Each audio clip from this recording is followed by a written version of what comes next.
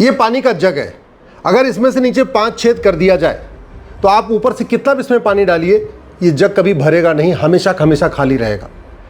भारत के सरकारी खजाने का यही हाल है। नीचे से इसमें 3-4 छेद हो रखे हैं, घूसखोरी का छेद है, कमीशन खोरी का छेद है, अलग अलग छेद इसमें पड़े हुए, और ऊपर से वैट वाली बाल्टी डाली जा रही है, टीडीएस की बाल्टी डाली जा रही है, इनकम टैक्स की बाल्टी डाली जा रही है, जीएसटी की बाल्टी डाली जा रही है। बाल्टी भर भर के पानी डाल रहे हैं, लेकिन फिर भी ये जग भर नहीं रहा है, सरकारी खजाना भर नहीं रहा है। क्यों? क्योंकि छेद तो बंद ही नहीं किया जा रहा है। सच्चाई है कि जब भारत की जीडीपी 40% थी, आचार्य चाणक्य के समय में, जब चंद्रगुप्त यहाँ राज किया करते थे, उस समय ना इनकम टैक्स था, ना टोल टैक्स था, ना रोड टैक्स था, ना वैट था, ना टीडीएस था, simple one nation one tax था। और आज भी दुनिया के कई देशों में इनकम टैक्स नहीं है, आप खुद भी गूगल कर लीजिएगा, दुनिया के कई देशों में इनकम टैक्स नहीं है, और वो हमसे ज़्यादा डेवलप्ड है, हमसे ज़्यादा विकसित है। हमने इनकम टैक्स का पूरा बर्डन डाल रखा है मिडिल क्लास के ऊपर, इसके बावजूद भी खजाना भर नहीं रहा है। क्यों? क्योंकि छेद नीचे से हमने बंद नहीं किए ना। 20% कोई भी टेंडर हो, कोई भी स्कीम हो, 20% कुर्ता पैजामा वाले ले जा रहे हैं, 20% उसमें पैंट शर्ट वाले ले जा रहे हैं, 40% हो गया। अब 20% ठेकेदार खुद ही रख लेता है, 60% हो गया। अब उसके बाद 20% वो लेबर और मिस्त्री और इंजीनियर पे बाकी खर्च हो जाता है, 80% हो गया। मटेरियल कितना पड़ता है? 20% का। सड़क बनाने में भी यही है, स्कूल बनाने में भी यही है, हॉस्पिटल बनाने में भी यही है, हर जगह आप यही देख लीजिए, लगभग जितने का टेंडर होता है उसका 20% मटेरियल लगता है, 20% लेबर के ऊपर खर्च होता है, 40%, बाकी 60% निकल जाता है। और इसीलिए बार बार वो सड़क भी टूटती रहेगी, पुल भी टूटता रहेगा, ये भी टूटता रहेगा, डैम भी टूटता रहेगा, बार बार फिर टेंडर होता रहेगा। तो जब बार बार टेंडर होता रहेगा तो खजाना खाली रहेगा। मेरा ये मानना है कि भारत में इनकम टैक्स को 100% ख़त्म किया जा सकता है, कोई ज़रूरत नहीं। टोल टैक्स 100% हटाया जा सकता है, रोड टैक्स 100% हटाया जा सकता है, वैट और टीडीएस 100 हटाया जा सकता है, और जीएसटी भी हटाया जा सकता है। आप सोच रहे होंगे जब सारे टैक्स खत्म हो जाएंगे तो देश चलेगा कैसे? अच्छा देश चलेगा, अब से ज़्यादा बढ़िया देश चलेगा। देश कैसे चलेगा अब इसको समझ लीजिए पहले, दिक्कत होती कैसे। और केवल देश ही अच्छा नहीं चलेगा, मैं कह रहा हूँ भारत की 50% और समस्याएं भी खत्म हो जाएंगी। उदाहरण के लिए, घूसखोरी कैश में होती है, जमाखोरी कैश में होती है, मिलावटखोरी कैश में होती है, कालाबाजारी कैश में होती है, नशा तस्करी कैश में होती है, मानव तस्करी कैश में होती है, फिरौती कैश में होती है, अपहरण का कारोबार कैश में होता है, हथियारों का कारोबार कैश में होता है, इसके अलावा गौ तस्करी कैश में होती है, चोरी डकैती कैश में होती है, घटतौली नक्काली के कैश में होती है, जो फर्जी कागज़ बनते हैं, फर्जी आधार, फर्जी राशन कार्ड, फर्जी ड्राइविंग लाइसेंस, फर्जी बर्थ सर्टिफिकेट, फर्जी वोटर आईडी, सब कुछ किस में बनता है? कैश में बनता है। हवालाबाजी कैश में होती है, कबूतरबाजी कैश में होती है, लब जिहाद की फंडिंग कैश में हो रही है, ड्रग जिहाद की फंडिंग कैश में हो रही है, घुसपैठियों की फंडिंग कैश में हो रही है, मिशनियों की फंडिंग कैश में हो रही है, धर्मांतरण कराने वाले जिहादियों की फंडिंग कैश में हो रही है, और ऊपर से पूरा टैक्स का मकर जाल भी पड़ा है। उदाहरण मैंने आपको बता दिया, नीचे के छेद बंद नहीं हो रहे, ऊपर से बाल्टी, टैक्स की बाल्टी, रोड टैक्स की बाल्टी, वैट की बाल्टी, टीडीएस की बाल्टी, इनकम टैक्स की बाल्टी, जीएसटी की बाल्टी, बाल्टी भर भर के इसमें हम टैक्स डाल रहे हैं, लेकिन नीचे का होल तो बंद ही नहीं कर रहे। अलगाववाद की फंडिंग कैश में होती है, आतंकवाद की फंडिंग कैश में होती है, माओवाद की फंडिंग कैश में होती है, नक्सलवाद की फंडिंग कैश में होती है, थाने का भ्रष्टाचार कैश में है, तहसील का भ्रष्टाचार कैश में है, कोर्ट का भ्रष्टाचार कैश में। आपने देखा था दिल्ली में एक जज साहब के यहाँ नोटों की बोरी मिली थी, तो जज साहब के यहाँ भी जो पूरा चलता है कारोबार वो भी कैश में ही चलता है।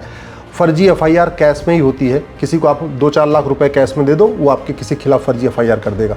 फर्जी गवाही, जो गवाही देते हैं फर्जी लोग, झूठी गवाही देते हैं, वो भी कैश पर लेके देते हैं। बार बार सड़क टूटती है, उसकी वजह से रोड एक्सीडेंट होता है, साल में 2 लाख लोग मर रहे हैं। अगर भ्रष्टाचार खत्म हो जाए तो वो भी खत्म हो जाएगा। ज़मीन का विवाद भी भ्रष्टाचार कारण होता है, वो भ्रष्टाचार का मूल कारण भी जो है कैश है। इसी तरीके से चाहे वो किताब माफिया हैं, चाहे कोचिंग माफिया हैं, चाहे हॉस्पिटल माफिया हैं, जितने भी काम चल रहे हैं ये सब किस में होते हैं? कैश में। खजाना खाली है और सारे अपराध भी हैं। अगर हम इस 100 रुपये से बड़ी नोट बंद कर दें, इसमें जितने मैंने आपको अपराध बताए, जितने अपराध कैश में होते हैं, ये सारे के सारे अपराध आधे खत्म हो जाएंगे।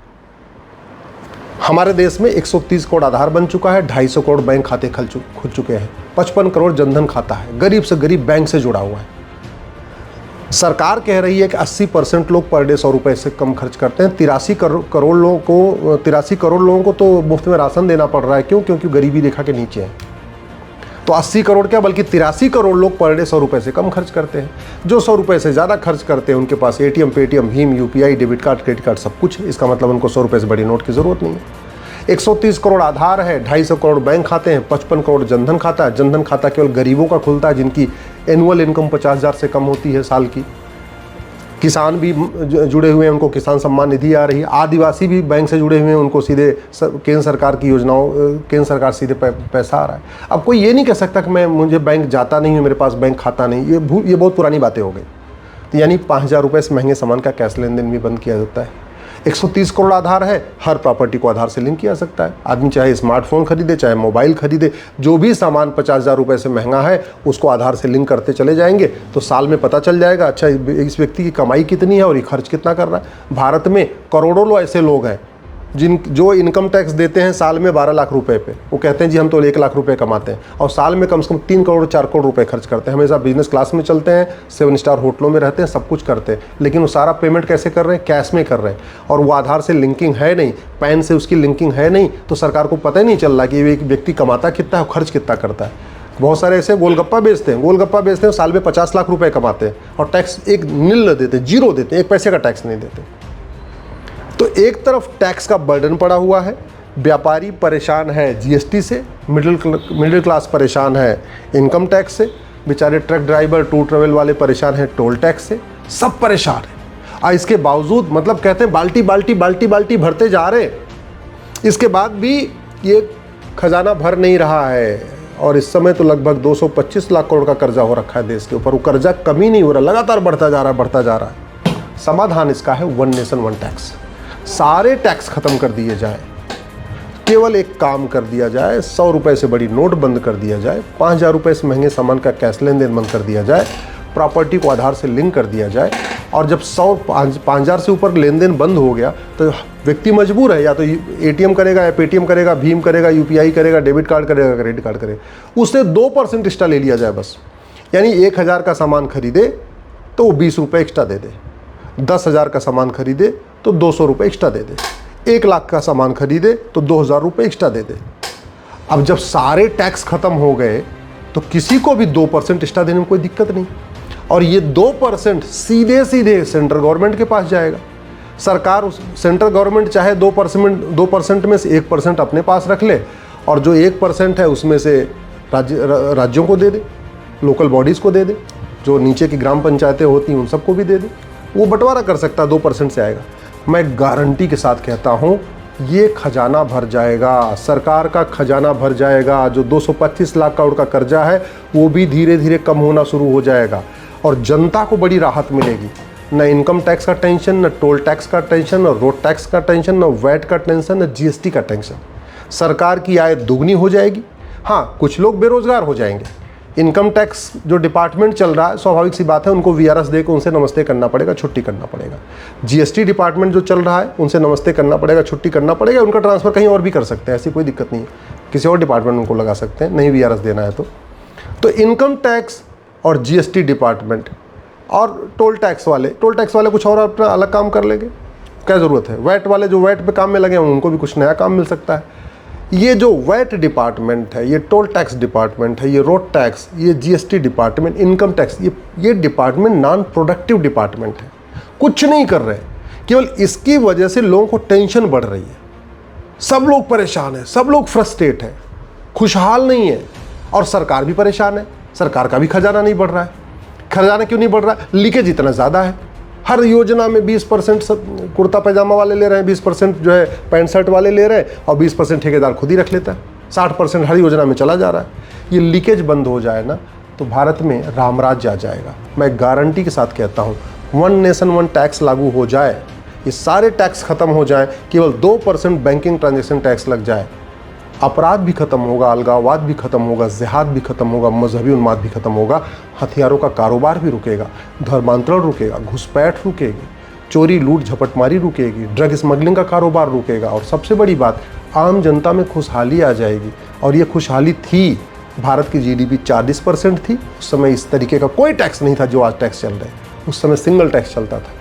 आज भी अगर वही 1 नेशन 1 टैक्स हो जाए, 2% बैंकिंग ट्रांजेक्शन टैक्स लग जाए, कमाई पे कोई टैक्स नहीं, केवल और केवल खर्च करने पे टैक्स। आज की डेट में क्या हो रहा है, पहले कमाने पे टैक्स दो, इनकम टैक्स, और फिर कुछ सामान खरीदो उस पर जीएसटी दो। सड़क पे जाओ, पहले गाड़ी खरीदो तो रोड टैक्स दो और सड़क पे निकलो तो फिर टोल टैक्स दो। इतनी दोहरी मार पड़ रही है आम जनता के ऊपर, और फिर भी सरकार का खजाना नहीं खाली हो रहा है। क्यों? क्योंकि लीकेज बहुत ज़्यादा है। इस वन नेशन वन टैक्स से लीकेज भी खत्म हो जाएगा, क्योंकि पैसे को कोई खाएगा नहीं। ये पूरा का पूरा अभी इसलिए चल रहा है क्योंकि लोग काला धन इकट्ठा कर रहे हैं, फार्म हाउस खरीद रहे हैं, कोठियाँ खरीद रहे हैं, लग्जरी लाइफ जी रहे हैं, सब कुछ इसलिए चल रहा है।